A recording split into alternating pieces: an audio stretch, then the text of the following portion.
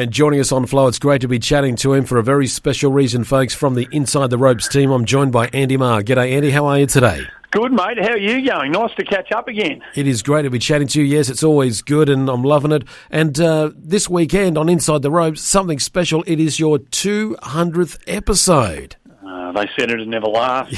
We very humble beginnings back in 2017, and thrilled to be part of it. Obviously, love talking about golf, and it's a game that doesn't get, well, we don't think gets as much mainstream media coverage as it should, given what Australian golfers are doing around the world. But we understand how competitive, as you do as well, understand how competitive the sporting landscape is. So, we wanted to certainly give golf fans a weekly dose of golf chat from an Australian perspective all those years ago, and 200 up on this week, which in the world of media, that's some sort of little milestone that we're pretty proud of. Well, I certainly think so, and especially when you think that last year when sport was stopped, you probably were thinking we'll never get to episode 200, but you've managed to navigate your way through that. So it is a good thing to celebrate, I think so, especially at the moment. Yeah, good. I appreciate that, and you're right. I mean, it's been a really challenging time for sport, and golf had to make some big calls last year with major championships and all sorts of things. So they kind of navigated their way through that. Everyone came at it from a slightly different perspective and different positions and all of that sort of stuff. But hopefully we're coming out of that now. We're starting to see some crowds return to golf in America and things, even though the situation over there is probably not quite as in hand as it is here in Australia. They're starting to relax things a little bit. It is, whether you agree that they should be there or not, it's nice to see some people back enjoying the sport they love so much. You mentioned, Andy, a little sec ago about some Australian golfers that would not get a lot of mention and all that. Who are the Australian golfers that, both male and female, that we should be paying a bit more attention to and watching and sort of seeking them out and seeing how they perform over in various golf tournaments around the world? Who are they? Yeah, well, that's sort of part of what we do on the show is particularly this kind of there's a fleet of young Australian golfers, and a young golfer is anyone sort of under 30, but sort of predominantly that 26, 27 and under bracket. And we've already got a major champion, Hannah Green. She's one of those. The women have been phenomenal. Minjee Lee's been top 10 player in the world, top 5 player in the world for the last 2.5 years, and she could walk down most city streets in Australia and people would know who she is.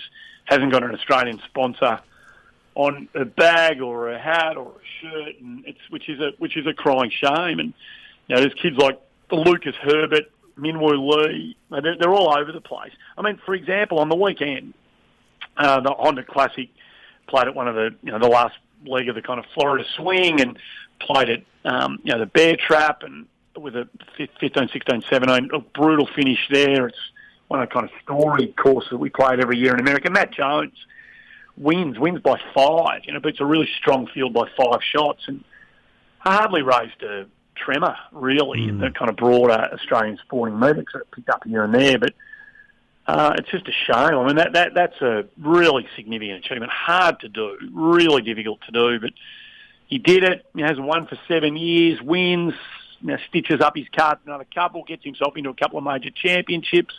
Hell of a story. But for a few kind of golf tragics here and there, not too many people are that interested in talking about it. So that's kind of one of the reasons we do what we do, to be honest. Yeah. Is it because they're not characters? And we talk about characters in sport all the time, but we don't have any characters. I mean, Greg Norman was a character, and so it sort of transcended the sport. Do our young guys need to start maybe becoming a bit like that in some way, so they will cross over a bit more into the media? I think that's a really fair question. I think we had the best player in the world for 350 weeks. He was one of ours, and he always came back to Australia. Our summers were established. We had, we knew we had a Masters. We knew we had Australian Open. We knew what we had. We had this sort of established Australian summer. We kind of don't have that at the moment, and last year was obliterated because of COVID. So we're not quite sure what we've got to look forward to next. But the Australians are harder to get out here as routinely as we used to.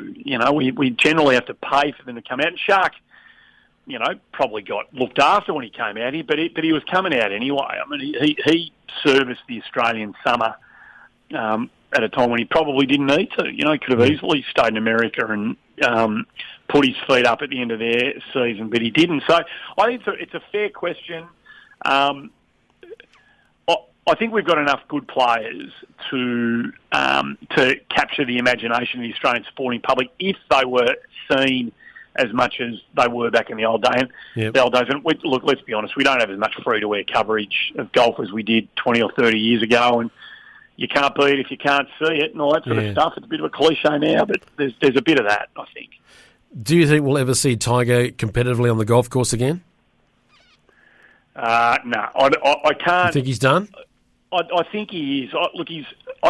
If we are led to believe, if what the reports about the damage he's done to his legs are on the money, and he's coming back from his latest back surgery when he had the car accident. So you put that into the mix with, the multiple fractures on both legs, and he's had knee issues and broken legs in the past. I don't know how he possibly can. Now, we said this last time, and he came back and, was runner-up and won a major championship. So the one thing we know about sport is never write off the champions. Yeah. So I'll give myself that caveat on this one, but I can't see him. This feels like a bridge too far. Yep. Kind of think you might be right there. Is he in the conversation? Sad, yeah. Is he in the conversation to have about the greatest of all time, the GOAT? Is he? Yes. Oh yeah. It's out of two. It's really only out of two in golf. So it's and if you just want to play purely the numbers game, then he comes up short. But I think you can argue a few other things if you want to argue pro Tiger. Yeah. I think you can argue a few things on it. I think the game's a bigger game. It's more international. There's more players from more parts of the world who are capable of winning tournaments and winning major championships, through the Tiger reign than there probably were during Jack's era. So if you want whichever position you want to take, I think you've got pretty solid ground to stand on. I think you might be right there too. Well, the 200th episode of Inside the Ropes, it's this weekend. So what have you got for us on the show? Can you tease us with anything? Well, Kari Webb is on, which is fantastic. She's a great supporter of the show. We don't, as much as every time you speak to Kari Webb, you want to talk to her about the sort of significant moments in her career. But she's now stepped into a different kind of role. She's obviously doing a bit of media, but she's also doing some work in terms of reimagining what golf clubs should be. She's doing some work at Indooroopilly in Queensland. So she talks about that, which is really, really interesting.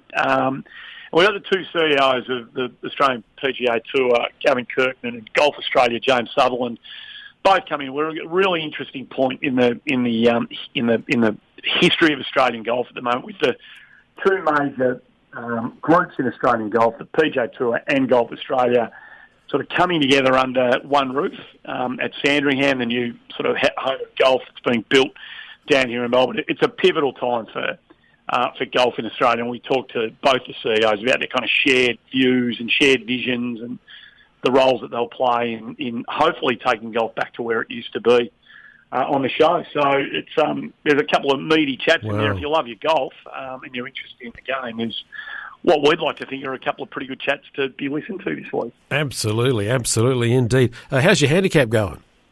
Terrible. Not playing, so no good. Sitting on about 15, and it won't get any better because I'm playing about 3 times a year at the moment. So no, I really need to have a long, hard look at myself at the moment. On a brighter note, who would be in your ultimate foursome? Oh my God, that's if you're talking pure golf, Seve, and everyone was still on the planet, Seve, Lee Trevino, and Mike Clayton. There you go. There's the 4-ball for us. Excellent. That's a pretty good foursome, I feel. Andy, it has been great chatting to you again. Give our best to Hazy and all the rest of the team. We think it's absolutely great that you've done your 200 episodes. We're so glad that you're part of the Flow Network as well. Thank you so much for spending time with us. Have fun with the show, and we'll look forward to catching up again. No, I appreciate your interest. It's been terrific being able to chat to you about golf from time to time that we have, so I appreciate your interest, mate. Andy Maher, one of the members of the Inside the Ropes team, and you can catch the show 6 a.m. on Saturday mornings. If you love your golf, make sure you're listening out to Andy and the team this weekend. And Kari Webb's going to be on the show and talking to two CEOs. It's going to be a very important show this weekend, the 200th episode of Inside the Ropes. Make sure you do not miss it. You can catch it right here on Flow from 6 a.m. on Saturday morning.